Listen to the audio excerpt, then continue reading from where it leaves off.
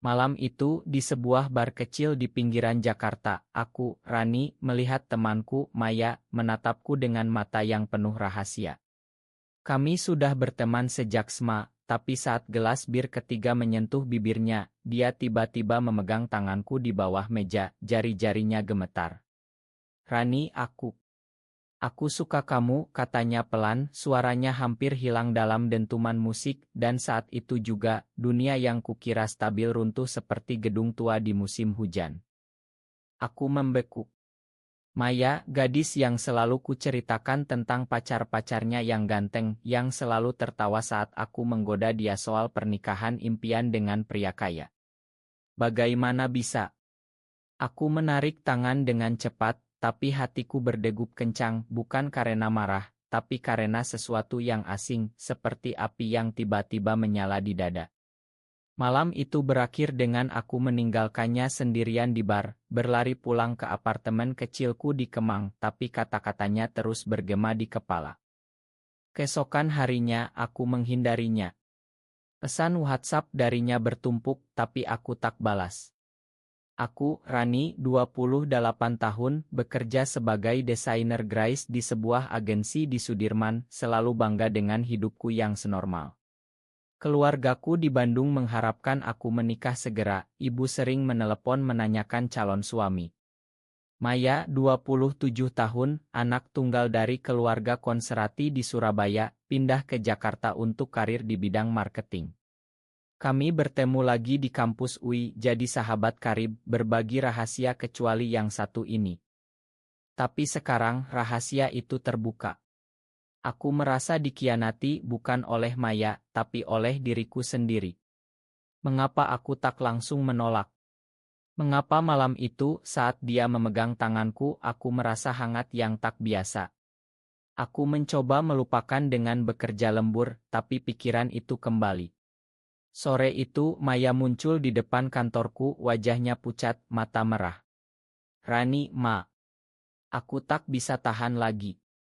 Sudah bertahun-tahun aku pendam ini. Kami duduk di kai sebelah, hujan deras di luar. Maya cerita semuanya. Sejak SMA, dia merasa berbeda. Pacar-pacarnya hanyalah topeng untuk menutupi perasaan sejati.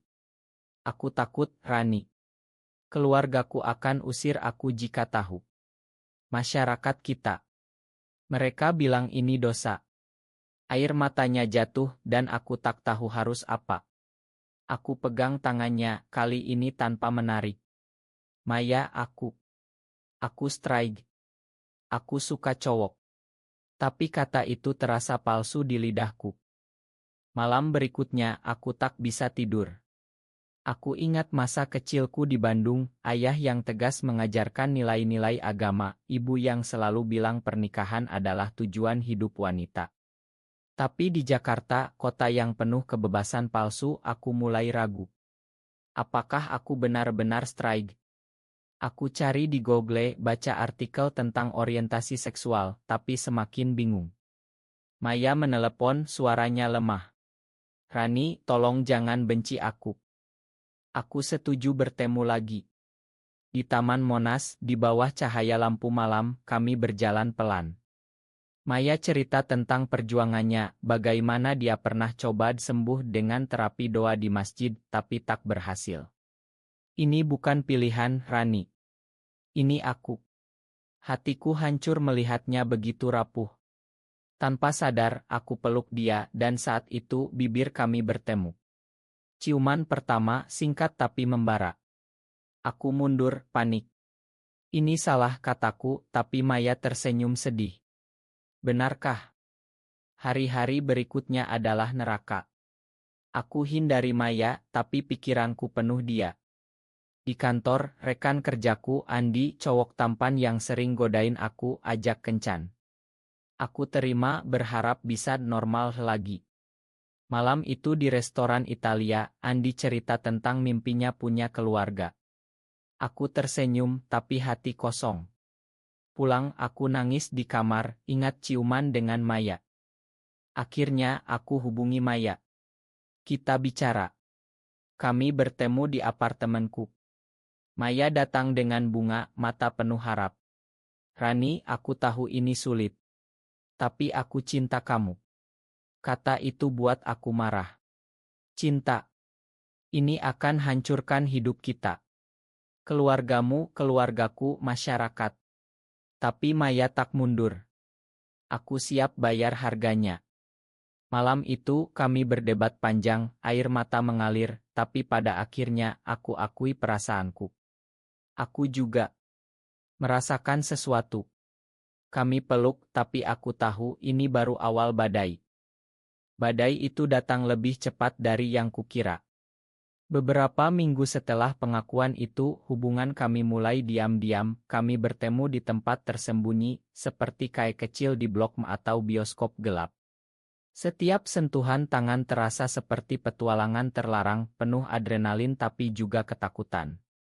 Maya semakin berani mengirim pesan manis di malam hari, tapi aku selalu was-was. Bagaimana jika orang tahu, tanyaku suatu malam di mobilnya, parkir di pinggir danau Situ Babakan. Maya pegang tanganku. Kita hati-hati saja. Jakarta besar, Rani.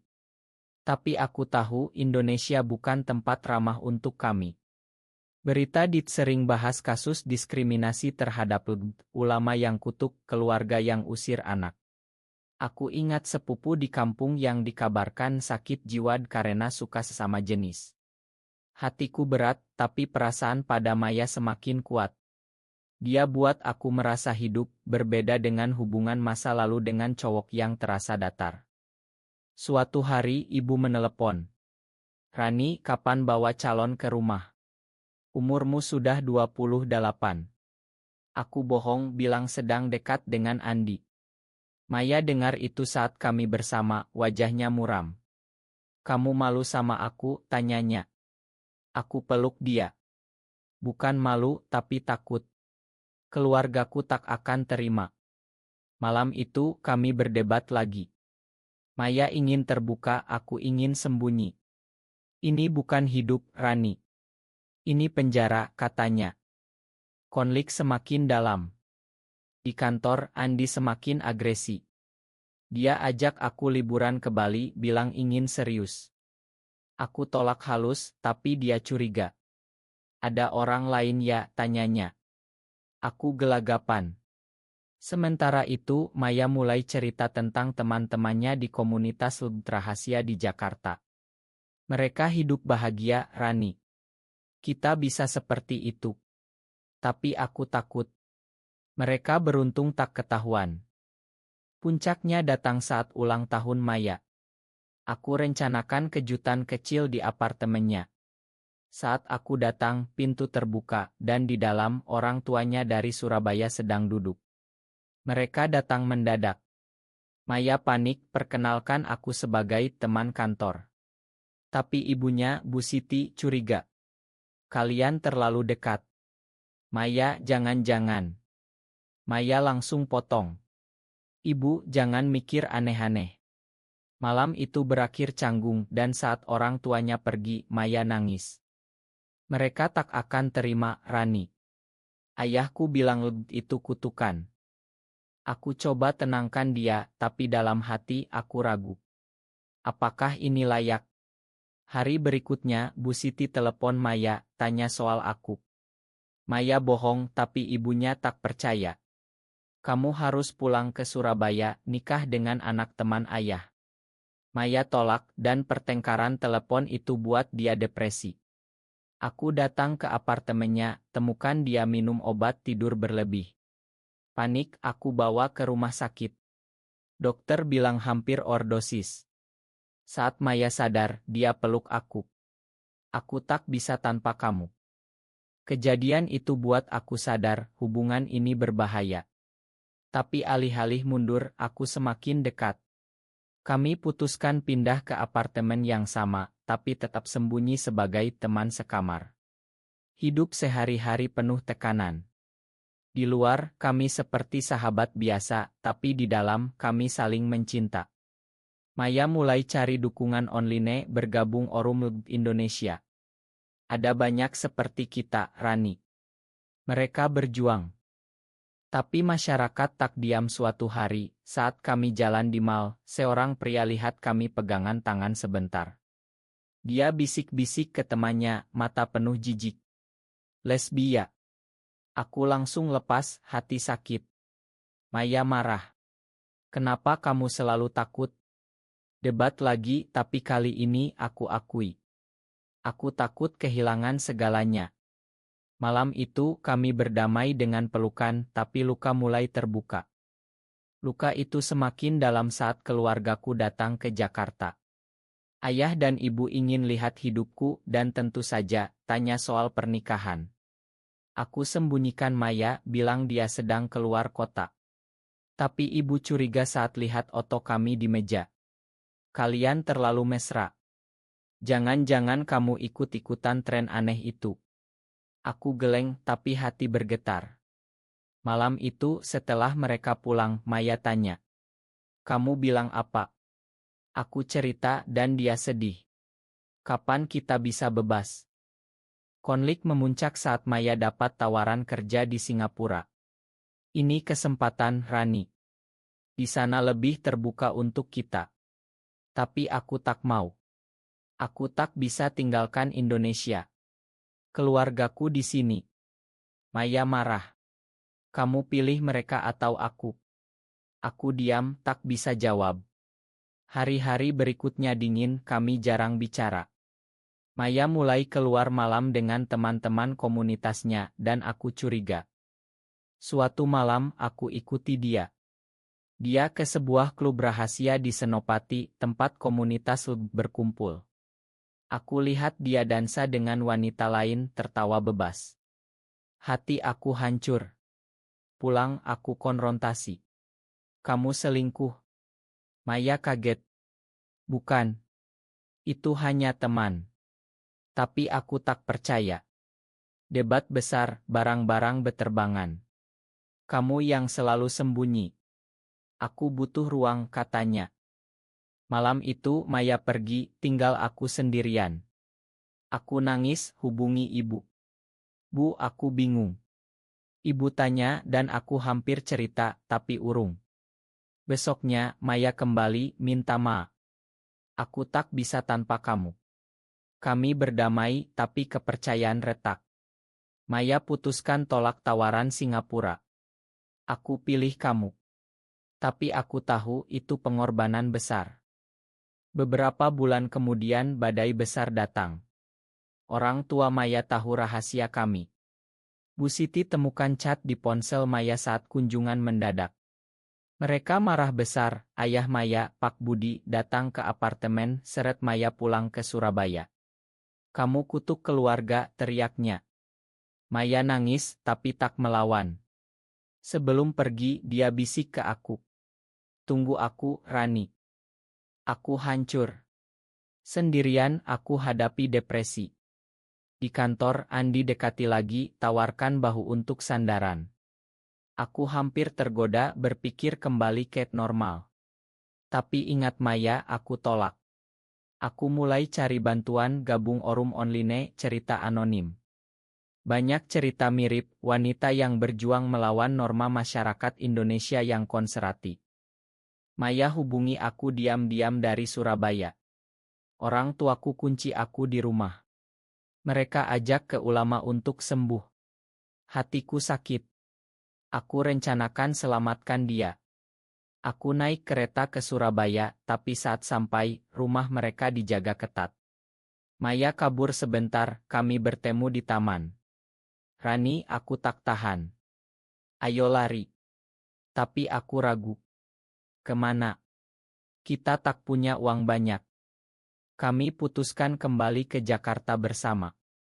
Maya kabur malam itu, tinggalkan catatan untuk orang tuanya. Ma, ini jalan hidupku. Perjalanan pulang penuh ketegangan, takut dikejar. Di Jakarta, kami sembunyi di hotel murah. Tapi Pak Budi lapor polisi, bilang Maya diculik. Berita menyebar, meski tak sebut nama, kami panik. Panik itu buat kami semakin dekat, tapi juga rapuh. Kami pindah ke apartemen baru di pinggiran Bogor, jauh dari Jakarta. Maya berhenti kerja, aku lembur untuk biayai kami. Setiap malam kami bicara tentang masa depan. Somedai, masyarakat akan berubah, kata Maya. Tapi aku pesimis. Di Indonesia. Sulit. Berita tentang Ru Antil membuat kami takut. Suatu hari, Andi datang ke apartemen lama, cari aku. Dia tahu dari rekan kerja. Aku tak ada, tapi dia tinggalkan pesan. Rani, aku tahu rahasiamu. Hati-hati. Ancaman itu buat aku paranoid. Maya sarankan pindah negara. Ke Australia atau Belanda, di sana legal. Tapi aku tak mau tinggalkan keluarga. Ibu sakit, aku tak bisa. Konflik kembali. Maya marah. Kamu selalu pilih mereka. Aku balas. Kamu yang egois. Debat berujung, Maya pergi lagi, kali ini ke rumah teman komunitas. Aku sendirian, renungkan pilihan. Apakah cinta ini layak semua pengorbanan? Aku hubungi ibu, cerita setengah-setengah. Bu, kalau aku suka wanita. Ibu diam lama, lalu nangis. Jangan, Rani. Itu dosa besar. Hati aku terbelah. Maya kembali setelah 3 hari, tapi ada yang berubah. Dia bilang bertemu seseorang di komunitas, seorang aktis bernama Lina. Dia kuat, Rani. Dia ajari aku berjuang. Aku cemburu. Kamu suka dia? Maya geleng. Bukan, tapi dia buat aku sadar, kita tak bisa sembunyi selamanya. Kami putuskan ikut demo kecil untuk hak di Jakarta. Disamarkan, kami bergabung. Tapi polisi bubarkan, ada bentrokan. Maya terluka ringan, lengan memar. Di rumah sakit, aku nangis. Ini terlalu berbahaya. Maya pegang tanganku. Ini harga kebebasan. Orang tua Maya tak menyerah. Pak Budi datang ke Jakarta dengan pengacara, tuntut Maya kembali.